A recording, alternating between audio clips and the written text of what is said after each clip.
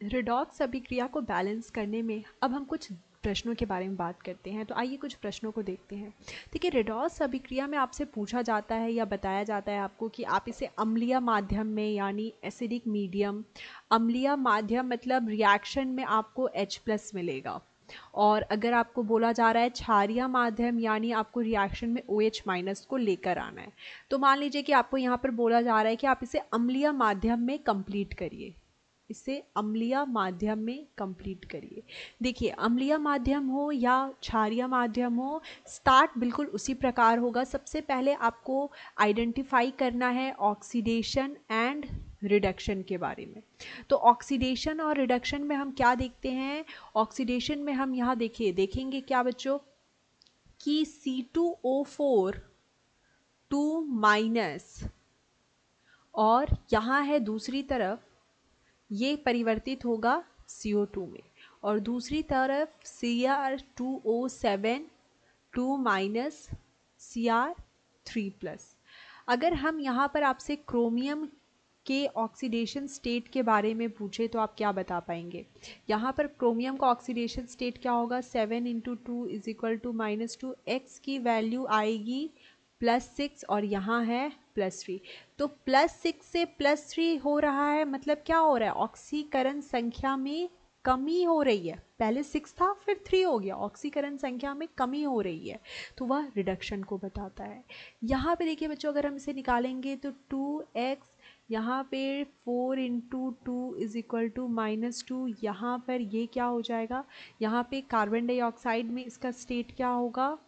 Oxidation state x = +4, और यहाँ पर यह है आपका x = +3। तो +3 से +4 हो रहा है, मतलब यहाँ पर ऑक्सीकरण संख्या में वृद्धि है या ऑक्सीडेशन है।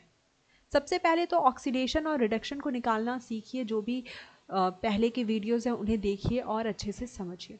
तो सबसे पहले हमने ऑक्सीडेशन एंड रिडक्शन को फाइंड कर लिया। उसके बाद हम क्या देखते हैं? अब हम नेक्स्ट स्टेप में यहाँ देखते हैं, अब हम इसे अलग कर लेंगे। तो अलग करने पर हम यहाँ पर देखेंगे बच्चों, अलग करने पर हम यहाँ पर देखेंगे कि इस साइड हमने लिखा ऑक्सीडेशन, इस साइड हमने लिखा रिडक्शन। ऑक्सीडेशन में हम क्या देख रहे हैं यहाँ पर? रिडक्शन में हम यहाँ लिखते हैं Cr2O7 2-, यहाँ पे लिखा क्रोमियम 3+, और यहाँ हमने लिखा है C2O4 2-, यह परिवर्तित हुआ है CO2 में। सबसे पहले ऑक्सीजन और हाइड्रोजन को भूल जाइए, और ऑक्सीजन एंड हाइड्रोजन को छोड़कर जो भी दूसरे तत्व हैं या कोई भी परमाणु है उसको बैलेंस करिए। तो देखिए, यहाँ पर कार्बन है 2, तो हमने यहाँ भी कार्बन 2 कर दिया। यहाँ पे क्रोमियम है 2, तो हमने क्रोमियम भी यहाँ पर 2 कर दिया। अब यह बैलेंस हो गया। अब किसकी बात करेंगे? अब बात करेंगे ऑक्सीजन की। तो ऑक्सीजन के केस में हम यहाँ पर क्या देखते हैं बच्चों? ऑक्सीजन के केस में हम देखते हैं कि यहाँ 4 ऑक्सीजन के परमाणु हैं, यहाँ भी 4 है, तो यहाँ तो कोई प्रॉब्लम नहीं है ना, हाइड्रोजन का कोई प्रॉब्लम है। प्रॉब्लम है यहाँ पर है 7 ऑक्सीजन के परमाणु। अब इन्हें कैसे बैलेंस करेंगे? इन्हें बैलेंस करने के लिए हम दूसरी तरफ उतने ही जल के अणु को लिख देंगे 7H2O। जैसे ही हम 7H2O लिखते हैं, चलिए नेक्स्ट स्टेप में चलते हैं। यहां पर हमने क्या देखा? इस साइड का काम कर लेते हैं पहले। तो यहाँ पे हमने देखा Cr2O7 2- क्रोमियम 3+। यहाँ पे हमने देखा 7 ऑक्सीजन थे, तो हमने दूसरी तरफ क्या किया था? 7 वाटर लिख दिया था, 7H2O लिख दिया।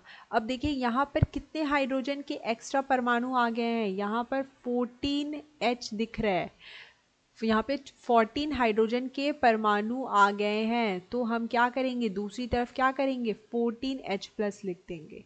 अब फिर बात करेंगे आवेश को बराबर करने की। तो चलिए बच्चों, आवेश को बराबर करते हैं और अपने रिएक्शन को फाइनल करते हैं।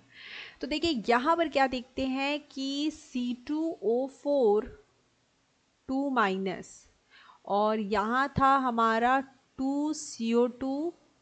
दूसरी तरफ क्या लिखा हुआ था बच्चों? दूसरी तरफ लिखा हुआ था Cr2O7 2 माइनस, यहाँ था 2Cr3 प्लस 7H2O और यहाँ था 14H प्लस। अब चलिए आवेश की बात कर लेते हैं, चार्ज को बराबर करेंगे। 1 इलेक्ट्रॉन के लिए हम क्या आवेश लेते हैं? -1। तो यहाँ देखिए, यहाँ -2 है, यहाँ 0 है, यहाँ पर आपका -2 है, यहाँ +14 है, यहाँ पे 2 × 3 +6 है। तो यहाँ पे ओवरऑल कितना आएगा? +12, यहाँ पे +6। अब देखिए आप इलेक्ट्रॉन का उपयोग कर सकते हैं, यहाँ पे +6 है, यहाँ +12 है। आप सिर्फ इलेक्ट्रॉन को जोड़ या घटा सकते हैं, तो हम +12 को क्या करना चाहेंगे? यहाँ पे 6 इलेक्ट्रॉन का एडिशन करिए तो -6, या हो जाएगा आपका +6, यह भी +6 में परिवर्तित हो गया।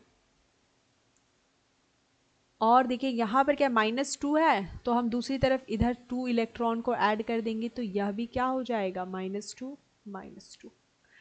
अब इन दोनों रिएक्शन को हम एक साथ जोड़ देंगे, तो चलिए उसे ऐड करते हैं। ऐड करने पर हमें क्या मिलेगा देखते हैं।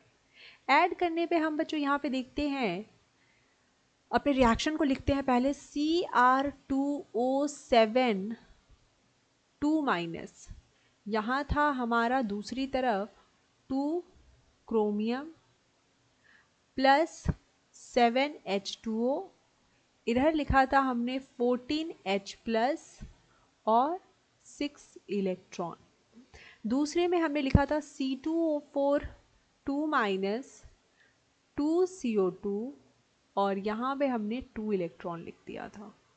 अब चलिए, अब रिएक्शन को बैलेंस करने की बात है, तो यहाँ पर हमें 6 दिखाई दे रहा है, यहाँ हमें 2 दिखाई दे रहा है, तो हम इसे 3 से मल्टीप्लाई कर देंगे कि जिससे यह कैंसिल हो जाए। तो यह कैंसिल हो जाएगा इस 6 इलेक्ट्रॉन से, और हमारा फाइनल आंसर क्या आएगा? चलिए फाइनल आंसर की ओर बढ़ते हैं। Cr2O7 2- plus 14H plus 3C2O4 2- and 2Cr3 plus 7H2O plus 2CO2।